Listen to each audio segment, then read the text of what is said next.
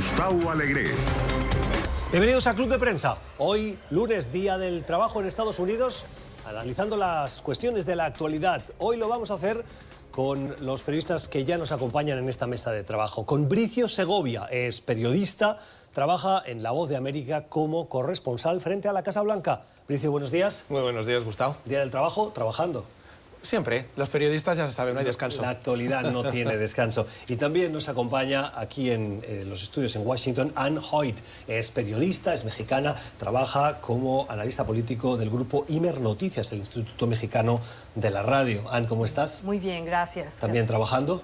También. ¿En México se celebra el Día del Trabajo hoy? No, el 1 de mayo, como en todo el mundo, creo. El resto del mundo, sí, en Estados Unidos, tiene esa particularidad. Es curioso. Sí. Además, en Europa, por ejemplo, que es donde salió este Día del Trabajo, se reivindica mucho a esos movimientos sociales que están vinculados a la izquierda. Entonces, supongo que en Estados Unidos también se distancian. Es deliberado. De eso. Claro. Por eso es deliberado, no lo quieren unir a ese tipo de... Sí. Además, con el tema del socialismo en esta precampaña electoral, tiene aún más sentido no celebrarlo el 1 de mayo, ¿no? Claro.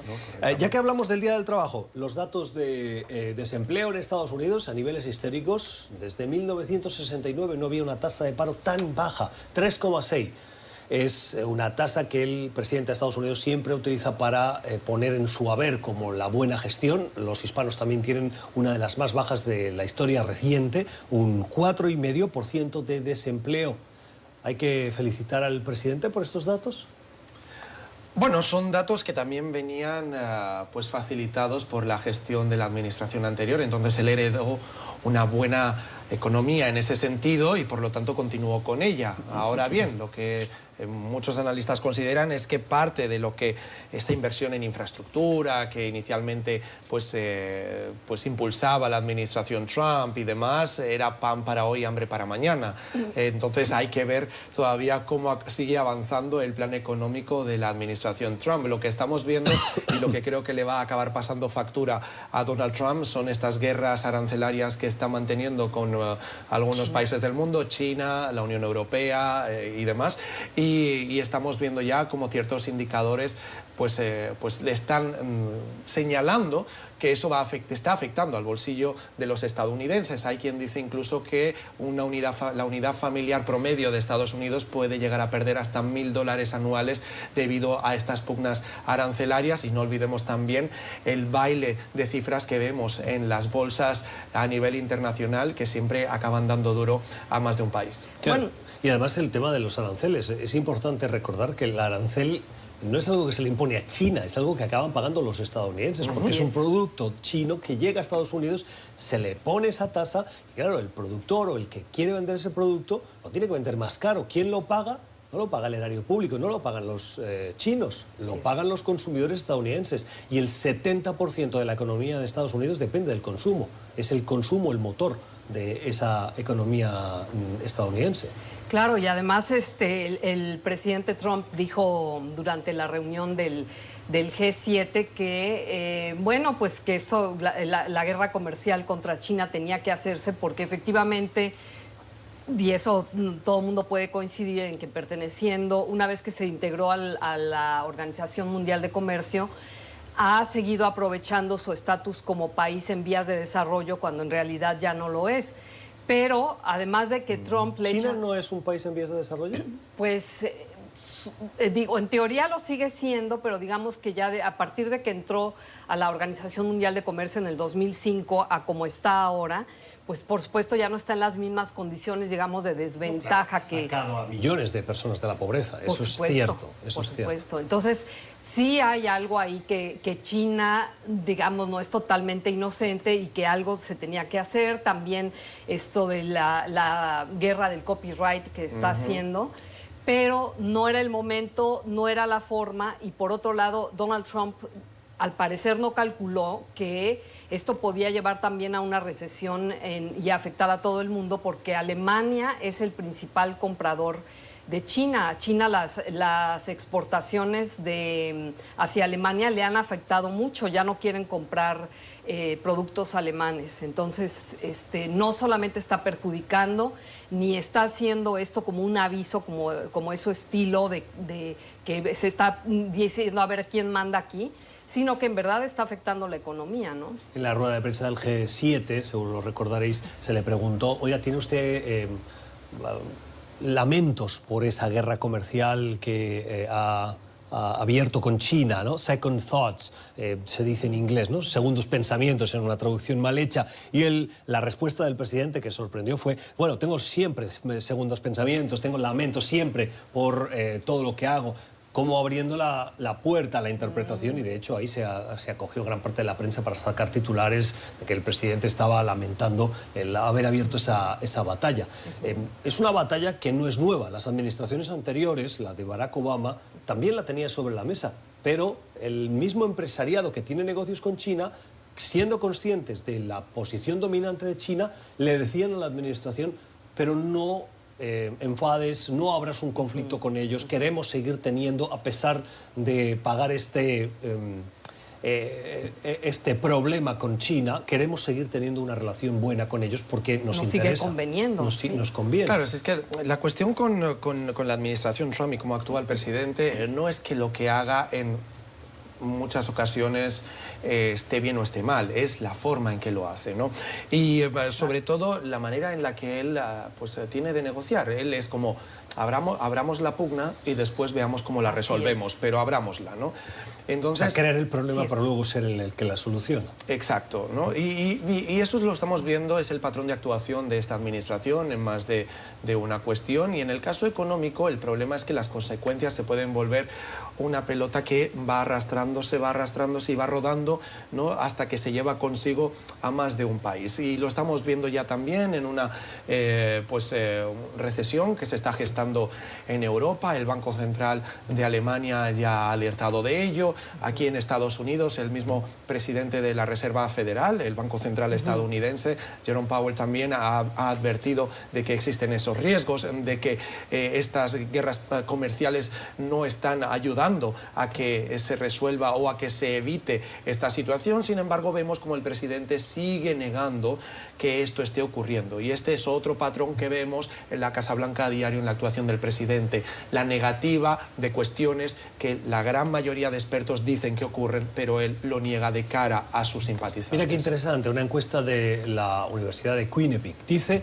que por primera vez en meses hay una mayoría de estadounidenses que creen que nos encontramos en un punto de inflexión de la evolución económica y que empieza a retroceder, que podríamos encontrarnos al inicio de ese retroceso. El 37% lo cree, frente al 31% que continúa habiendo una mejora en la situación económica y un 30% que dice que las cosas están igual.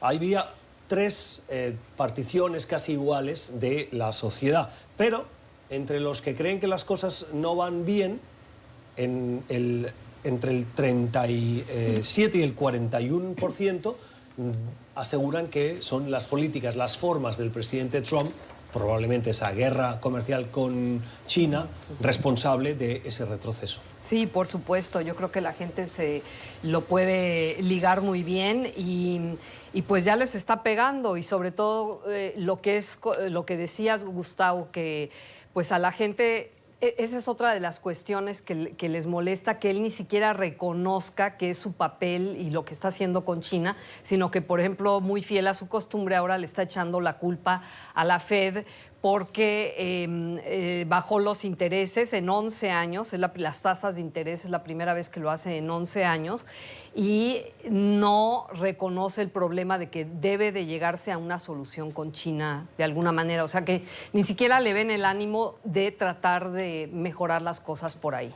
No, y además incluso ya ha llegado a decir que si renunciara el presidente de la Reserva Federal, Jerome Powell, que él no se opondría a ello, ¿no? O sea, realmente tiene una pugna abierta con el presidente de lo que es el Banco Central estadounidense, porque no apuestan por esa reducción de los intereses de una manera más tajante de la que se hizo recientemente. ¿Creéis que la cita electoral del 2020 va a hacer cambiar al presidente en alguna de sus políticas agresivas con China, con la Unión Europea, para evitar presentarse a esas elecciones como el responsable de que da el traste con esta bonanza económica? Yo pienso que en cuanto la gente empiece a sentir en el bolsillo, que es donde más duele, que su conducta, que su, digamos, que su desempeño no les está llevando a una mejoría económica, lo va a empezar a sentir aún entre sus más fervientes seguidores. Porque creo que también de alguna manera lo que está haciendo es contrarrestando con posturas muchísimo más fuertes en esos temas que les interesan tanto como el famoso muro con México. Y de ahí vemos cómo ha empezado a alzar la retórica con respecto a esto. Pero finalmente creo que la gente vota con el bolsillo y eso es hoy siempre. Claro, pero fijaros el dilema. El presidente se tiene que presentar a su base como el que cumple las promesas, el que no da marcha atrás, el que se mantiene duro frente al que agrede, o en el miedo a una situación electoral en el que como decías tú, los ciudadanos sienten que no les va tan bien y por lo tanto tiene que recular. ¿Qué hace Trump? ¿Se contradice a sí mismo o se traiciona a sí mismo? No, yo creo que lo que hace Trump es lo que ha venido haciendo estos 2 años y medio de mandato, y es precisamente crear cortinas de humo.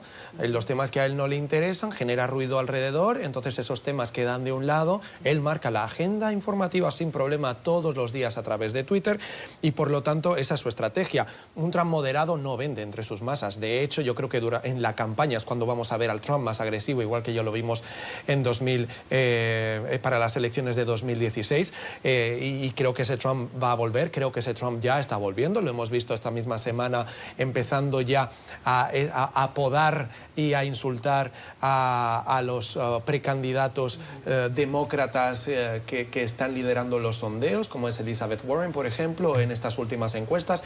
Por lo tanto, yo creo que un Trump moderado no es el tipo de Trump en campaña electoral y lo único que va a hacer es ignorar los temas o generar la política del miedo, que es la política que le ha ido funcionando tan bien en tantos temas como por ejemplo la cuestión migratoria, y en el caso de la economía pues es muy posible que el presidente acabe diciendo que tienen que confiar en él, porque si dejan que vuelvan los demócratas al poder es cuando la economía realmente se va a resentir y ahí es cuando el país realmente va a entrar en problemas y el bolsillo de los contribuyentes va a empezar a notarlo mucho más. Hablando de esta campaña... No, adelante. No, es que por otro lado me he dado cuenta, digo, otra de las, sí. de las técnicas, del estilo, digamos, de Donald Trump, es que así como dice una cosa, dice otra y no le importa. Y no pasa nada. Y no pasa claro. nada. No pasa eso es lo increíble, nada. ¿No? No pasa nada. Y entonces yo sí he notado que él ha sido muy cuidadoso de por lo menos dejar la puerta abierta con lo de China. Y dice, mi amigo, ¿no? Mi amigo Xi Jinping, estamos en pláticas, esto se va a resolver. O sea que de alguna manera sí está insinuando que eso no está totalmente sellado. Pero mira, déjame, antes de ir a la pausa, sacar el otro tema que la semana pasada escuchábamos, y es el del muro. Si Donald Trump ganó las elecciones, lo hizo fundamentalmente con una promesa de construcción de un muro. Recuerda aquello de construiremos un muro y lo pagará México. El tema de lo pagará México parece que haya desaparecido de la promesa electoral y ahora es la obsesión por construirlo. Sí, claro. ¿Qué opinión nos merece esto que leíamos la semana pasada de que le ha pedido a sus asesores que hagan lo que sea necesario para tomar las tierras y construir ese fragmento de muro que pueda presentar como que lo ha comenzado en las elecciones del 2020? Dice incluso, tomando la tierra, y si eso es una ilegalidad, ya os perdonaré. Así es. Aunque lo ha negado, sí, han dicho no, eso lo dije de broma, no, para nada. Claro, pero es el presidente, ¿no? El problema es que este presidente bromea demasiado. Demasiado. Y yo no digo que un presidente no pueda tener sentido del humor, al contrario. Lo que pasa es que hay que tener mucho cuidado con las cuestiones que se llevan a ese terreno. Y en el caso de Donald Trump estamos viendo que en más de una ocasión son realmente pues su círculo inmediato en la casa de asesores en la Casa Blanca los que tienen que salir a la defensiva, y normalmente siempre acaban diciendo se ha malinterpretado lo que dijo el presidente, él estaba bromeando. La semana pasada también veíamos, por ejemplo, cómo el mismo presidente miraba hacia el cielo y decía que él había sido el elegido, ¿no? En fin, luego salió diciendo no, yo bromeaba. Sí, no está mal tener sentido del humor, pero es que en el ambiente y en el momento en el que estamos hay que elegir muy bien qué se ironiza y con qué no se ironiza. Y eso es uno de los talones de Aquiles de este presidente, que no sabe elegir los momentos para utilizar su humor, o es la estrategia perfecta para desmentir cuestiones que inicialmente sí que decía en serio. Sí, en la estrategia política hay una cosa que se llama la bomba de humo, ¿no? Claro. Es que lanzas la idea y luego en función de la reacción que genera en la opinión pública la niegas y dices que no, que eso no era una propuesta en firme, que solo era una idea, o incluso, como dices que se le ha malinterpretado y te lavas las manos. Y si entra bien, entonces la haces tuya y dices, no, no, yo la estoy liderando. Pero además, aunque no entre mal entre sus detractores, por lo menos a la base le deja en claro, y yo creo que también en este sentido es deliberado decirlo, que queda la duda entre si realmente lo haría o no lo haría, de que él está dispuesto a todo, o sea, que él finalmente está de su lado y que les está tratando de cumplir, aunque signifique romper la ley, ¿no?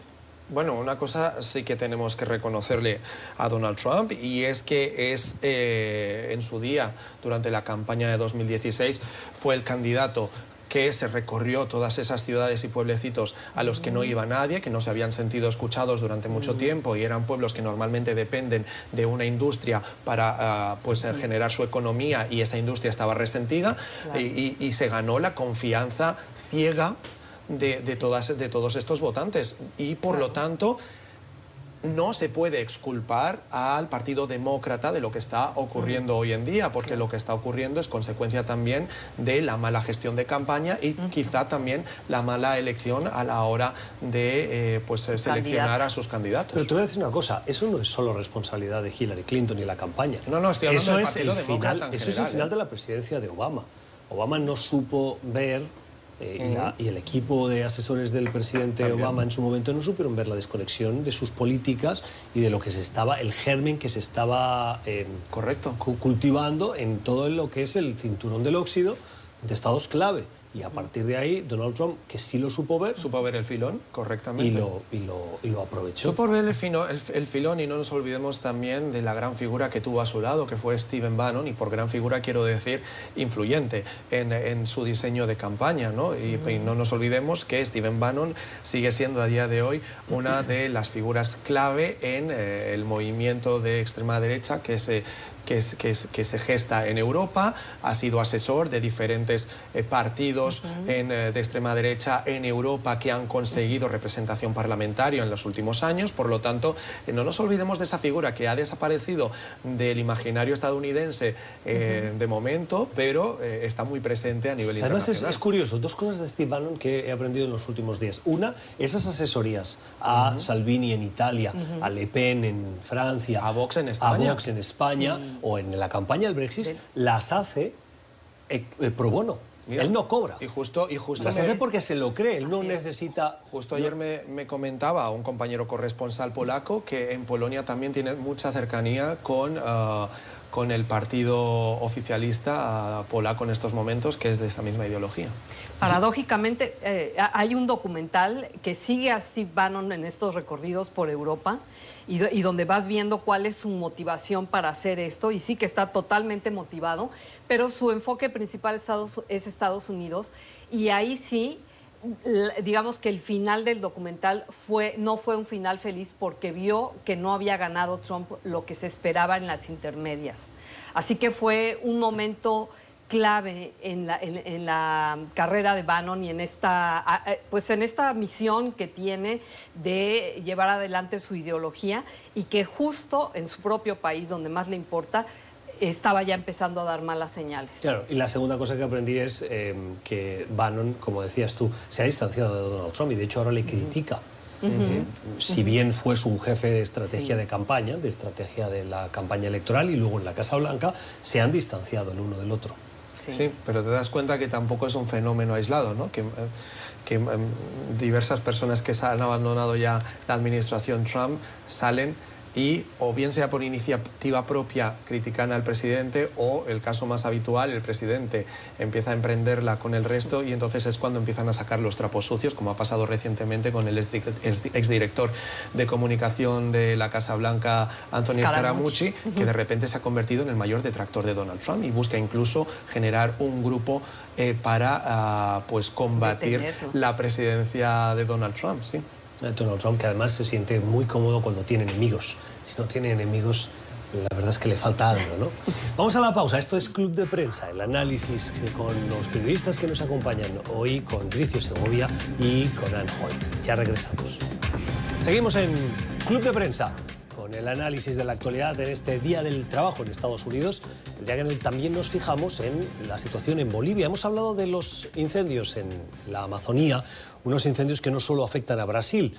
La zona de la Amazonía afecta o es compartida con diversos países en América Latina: Colombia, Perú, Bolivia, el norte de Argentina, Paraguay. Bueno, todos esos países tienen ese reto de los incendios. En el caso de Bolivia, políticamente el país se encuentra en campaña electoral. Evo Morales busca su reelección, una reelección polémica porque presentó un referéndum para ver si se podía volver a presentar, lo perdió y aún así recurrió a una Corte Suprema alineada con sus tesis políticas y le dijo que sí, que podía, y decidió hacerlo a pesar de la negativa de los bolivianos.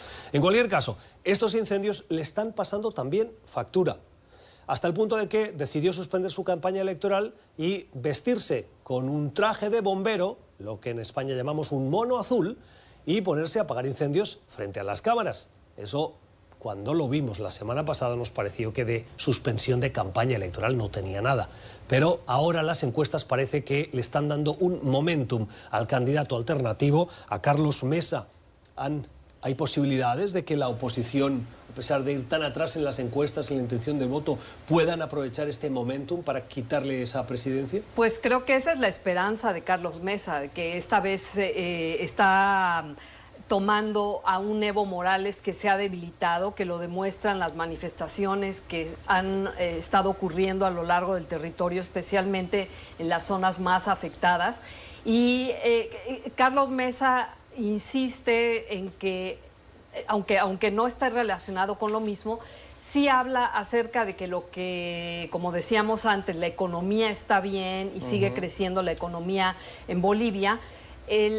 A la gente sí le va a molestar, y especialmente a los jóvenes, que no se haya cuidado el ambiente, que parte de las políticas de Evo Morales, que es muy común además entre los líderes comunistas, porque una cosa es la izquierda y otra es estos de tendencia comunista, que hablan acerca de que el mundo material se hizo para explotarse en favor del ser humano. No son para nada, no tienen como el medio ambiente como prioridad en sus políticas. Entonces, Carlos Mesa quiere, por un lado, irse por ahí, porque dentro de lo que hizo Evo Morales fue dar tierras para que se pudieran explotar la agricultura, y esto implicaba quemarlas, porque esa es la manera, esa es la forma tradicional de preparar la tierra para el cultivo.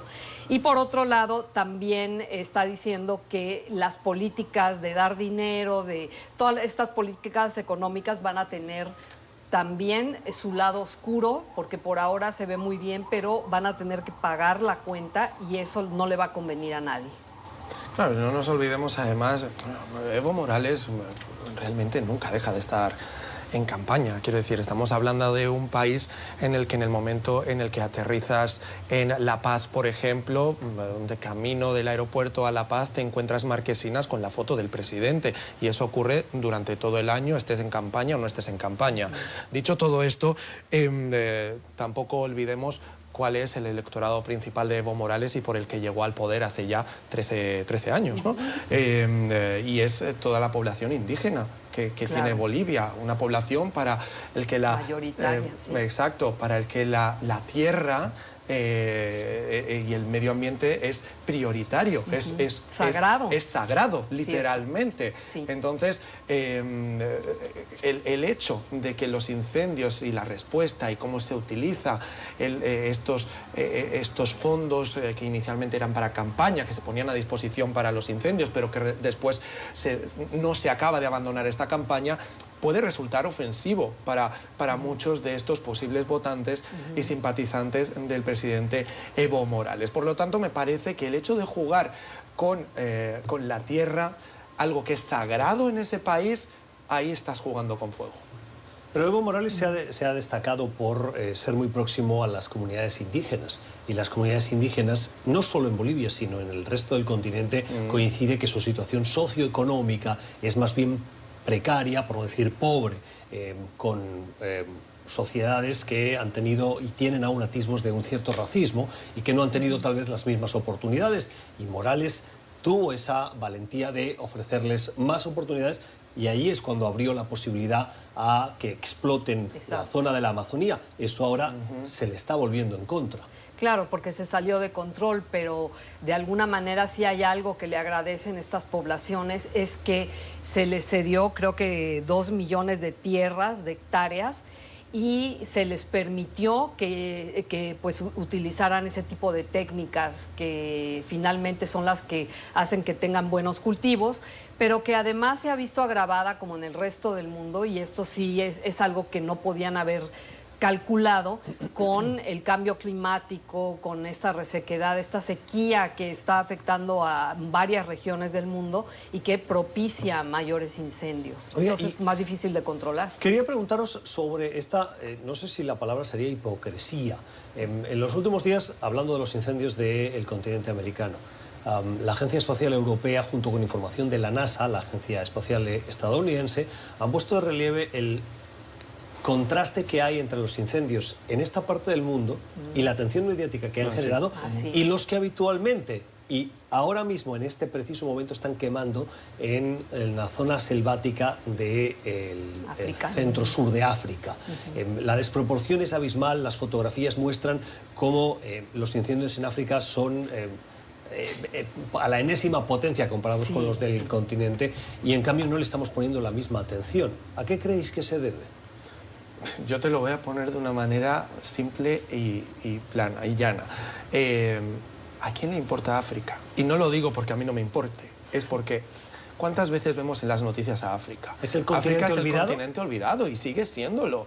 Y solamente tienes que hablar, mira, desde el punto de vista de un corresponsal, colegas que trabajan desde ese continente, les cuesta una barbaridad vender cualquier información a los medios. Desde ese continente. Eso de la venta de información es cuando el periodista ofrece a sus redacciones una noticia que es relevante en ese continente, pero que no tiene interés para el editor, editor. Sacarla en su noticiero. Esa es la jerga periodística. Bien por aclararlo, exacto. Que no parezca que estamos haciendo contrabando aquí de nada. noticias, ¿no? Pero es realmente un continente olvidado. Y después no nos olvidemos también de que en el caso de la Amazonía estamos hablando de lo que se consideran los pulmones de la Tierra, por lo cual tiene ya también ese interés especial de la cantidad de oxígeno que se genera allí, que es el 20% del que consumimos, claro. Mira, les doy un dato antes de darte la palabra. 10.000 incendios en 2 países de África, Angola y el Congo, frente a los 2.000, casi 2.200 en Brasil, solo en Brasil. Angola y el Congo, 10.000, 2.200 Brasil. Esa es la proporción de incendios que ahora mismo vemos en los 2 continentes. Es igual que el tema del índice de atentados terroristas, que en África es el continente con mayor índice y nos olvidamos constantemente de ello.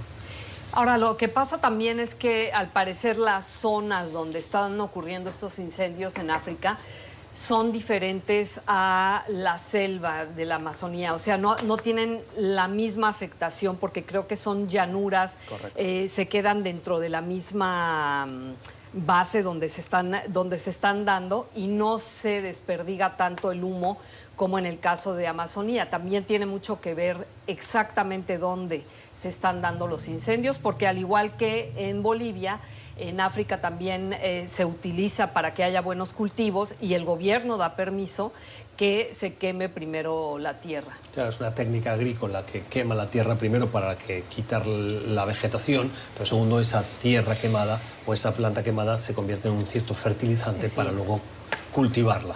Correcto. Vamos a la pausa. Esto es Club de Prensa. Seguimos en Club de Prensa con el análisis de las noticias. Este mes de septiembre que acaba de comenzar se puede producir la primera cumbre entre Andrés Manuel López Obrador y Donald Trump. Así lo insinuó la semana pasada el presidente mexicano, quien recordó que este próximo jueves termina el plazo dado por Estados Unidos para cumplir con el compromiso de controlar la inmigración que a través de México busca llegar a Estados Unidos, y al mismo tiempo se van a reunir esas delegaciones para analizar la evolución. La amenaza de Donald Trump es imponer aranceles del 5% y escalarlos sucesivamente hasta el 25% a todos los productos mexicanos si el gobierno de Andrés Manuel López Obrador no hace nada. Pero parece que la relación y la perspectiva que tiene Trump es que AMLO sí está haciendo. Sí, él ha dicho que lo está haciendo muy bien. López Obrador, de hecho, pues esto no ha caído tan bien en México, porque lo que está diciendo es que ha mandado 25,000 tropas a la frontera para tratar de detener a los inmigrantes. Y sin embargo, pues la violencia en México está desatada por lo que va del tiempo que lleva en el gobierno López Obrador. Pues el índice es muchísimo más alto que en cualquier otra administración, además de que, ya a nivel mundial se dice que ya la violencia en México solamente es superada por Siria, o sea que estamos hablando ya casi de una situación de guerra. Entonces en México un poco la gente se está preguntando pues qué eficientes están siendo para combatir y retener a todos estos migrantes que están tratando de llegar a Estados Unidos, y por qué no esas mismas tropas de la Guardia Nacional se están mejor utilizando para contener la violencia en México.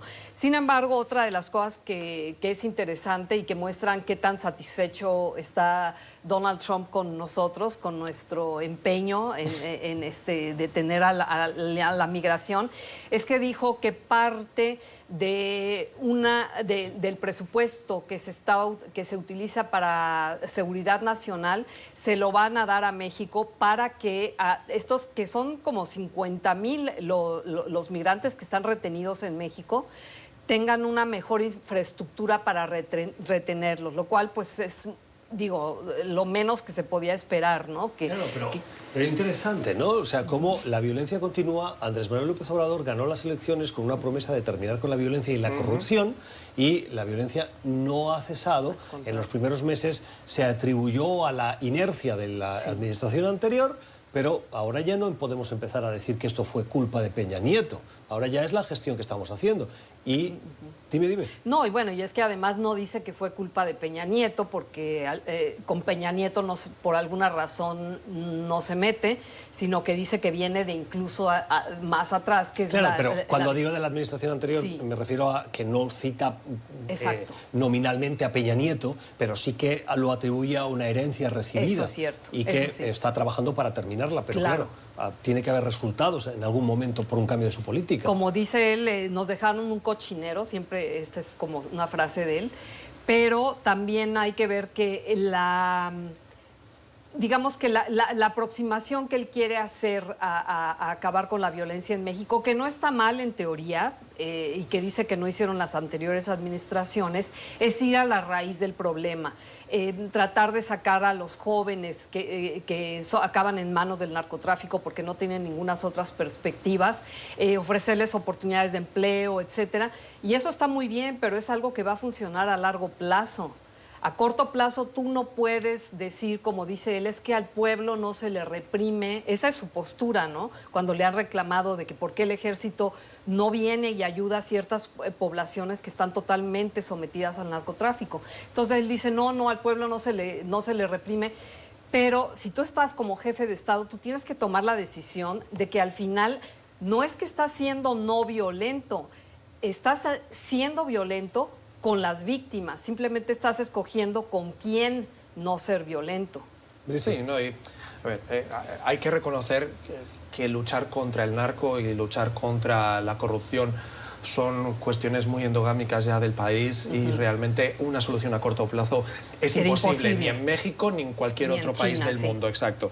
Pero dicho todo esto, es que las cifras son muy alarmantes, porque si empiezas a implementar unas políticas para prevenir esto, lo que no te esperas es que vayas a encontrar récords históricos en precisamente la cuestión por la que estás luchando, ¿no? Contra la que estás luchando. Y ya ha comentado Anne las cifras a nivel genérico, pero es que solamente en prensa, que en teoría son las personas que están ahí para destapar todas estas cuestiones que no deberían estar ocurriendo, según cifras oficiales de la Comisión Nacional de Derechos Humanos, hay más de 1000 periodistas amenazados en estos momentos y en lista de protección del Estado.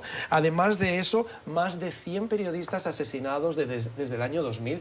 Es el último la semana pasada. El último la semana pasada. Sí. Y no nos olvidemos que desde hace años México es el país donde no hay un conflicto declarado, un conflicto armado declarado, donde mueren más periodistas al año. Por lo tanto, es el país sin conflicto más peligroso para desempeñar el periodismo. Correcto. Se le critica a Andrés Manuel López Obrador no proteger a los periodistas con la debida diligencia, porque además eso tiene unas repercusiones en un sistema democrático en el que si no hay prensa libre, no hay un control al Ejecutivo, no hay un control al juego de balances de gobierno, etcétera. Bueno, el asunto es que al igual que como ocurría con anteriores administraciones, esta es prensa que es víctima, sobre todo se cree, del narcotráfico, ¿no? Entonces ocurren estos asesinatos en poblaciones del interior del país donde al final de cuentas son los gobiernos locales los que tendrían y los que han desoído las peticiones en muchos de los casos de protección que les han pedido los periodistas. Así que digamos que no es una política federal, no es una actitud de AMLO de decir, no, es que no hay que...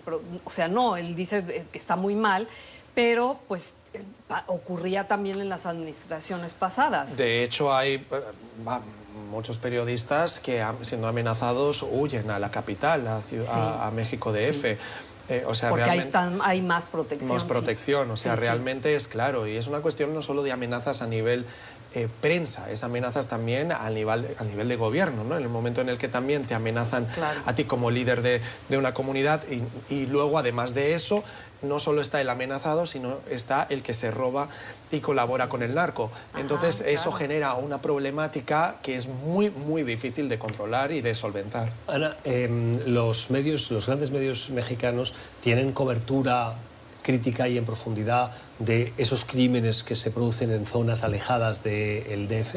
Sí, bueno, sí, definitivamente lo están cubriendo.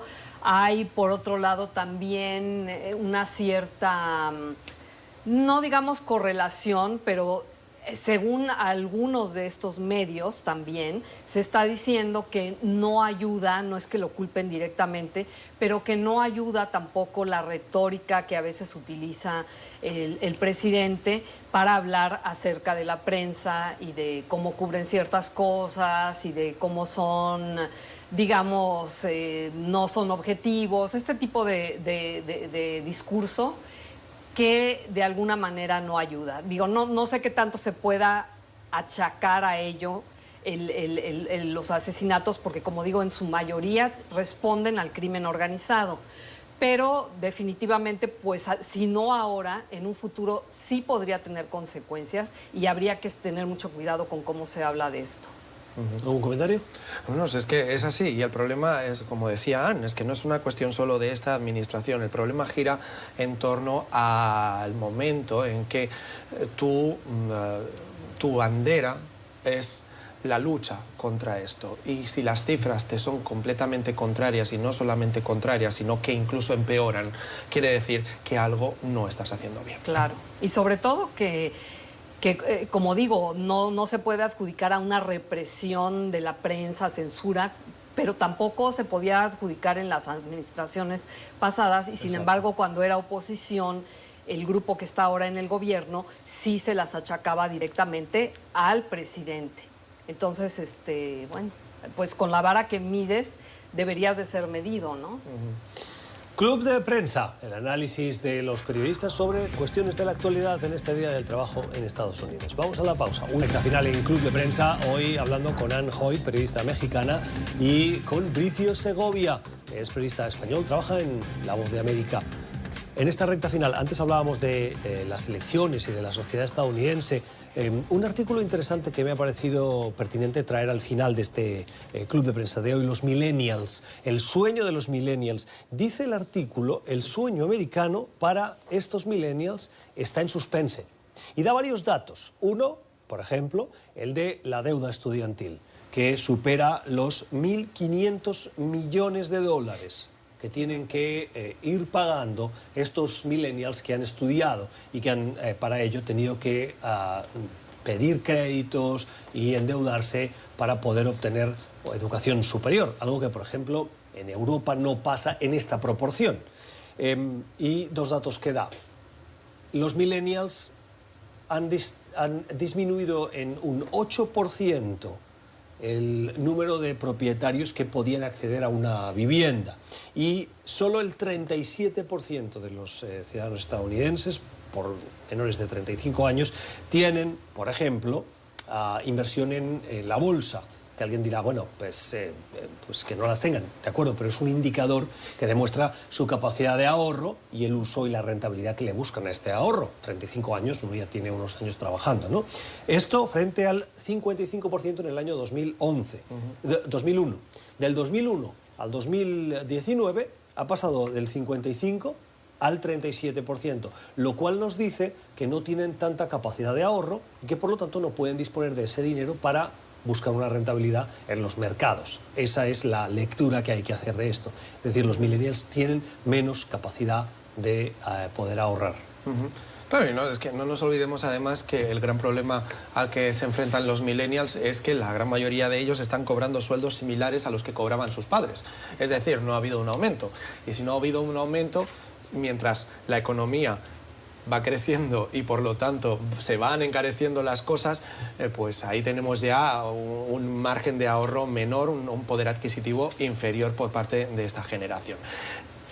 Bueno, y lo que es más triste es que se dice que es la primera generación en muchísimas décadas en Estados Unidos, quizás desde la Segunda Guerra, después de la Segunda Guerra Mundial, en que ya es un hecho que a los hijos les va a ir peor que a los padres. O sea, que a esta generación le va a ir peor que a la anterior, cuando siempre había una mejoría, aunque fuera mínima, en que sabías que los que siguen van a aumentar aún más su desarrollo. Y es que además es complicadísimo, ¿no? Porque si te lo paras a pensar, yo siempre pienso, tienes a estos jóvenes que desde el momento en el que van a la universidad viven endeudados, ¿no?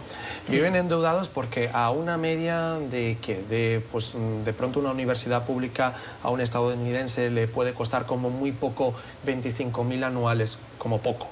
Como poco. O sea, 100.000 mínimo. Exacto. Tienes como de mínimo, inviertes $100.000 en una carrera, una licenciatura normal, sí, ¿no? $100.000 que, me dirás tú, qué joven a los 18 años tienes $100.000 si no es con el apoyo de los padres. Pero claro, los padres tampoco te pueden pagar $100.000, ¿no? Que de aquí esa historia de ver en las series de televisión estadounidenses que siempre veíamos la típica frase de ay, hay que abrirle la cuenta al banco al niño que acaba de nacer para cuando vaya a la universidad. Claro, es pensando en todo esto. Pero si tú ya como joven estás endeudado, a diferencia de lo que puede pasar en nuestros países en Hispanoamérica, pues ya empiezas mucho más tarde con esa capacidad de ahorro. Y este país se sostiene gracias a los créditos. Porque si no, me dirás tú quién sería capaz de poder comprarse una vivienda, un carro, cualquier cosa. E ir a la universidad, porque la verdad es que van pidiendo un crédito que se facilita, o sea, realmente el gobierno facilita mucho los créditos para pagar la universidad. Porque sostiene la economía. Claro. Es una sociedad acostumbrada a vivir endeudada. Así es, pero bueno. Además, ¿os fijáis en el contraste de las cifras de desempleo y el mensaje de esta administración de que las cosas van de manera inmejorable como nunca antes en décadas? Y cuando vemos el detalle, nos damos cuenta de que no todo el mundo siente las bonanzas de esa evolución económica. No, pero es que ¿sabes qué pasa? Yo siempre digo de Estados Unidos una cosa y a mí este país tiene muchas cosas positivas, si no yo no estaría aquí. Pero siempre tiene una gran capacidad de marketing. De puertas para afuera se venden muy bien. Y tú preguntas a cualquier joven y te dice que le va maravillosamente y ya te saca rápidamente todas sus grandes virtudes, ¿no? Pero poca gente reconoce las flaquezas del país. Y ni siquiera la reconocen para ellos mismos, a lo mejor. Por eso. O sea, Club de Prensa, el análisis de la actualidad hoy con Anne Hoyt y con Vicio Segovia. Gracias por la generosidad de su tiempo. Esperamos que hayan aprendido, como lo hemos hecho nosotros, de estos invitados que nos han acompañado. Volvemos mañana a la misma hora. Tengan una feliz jornada.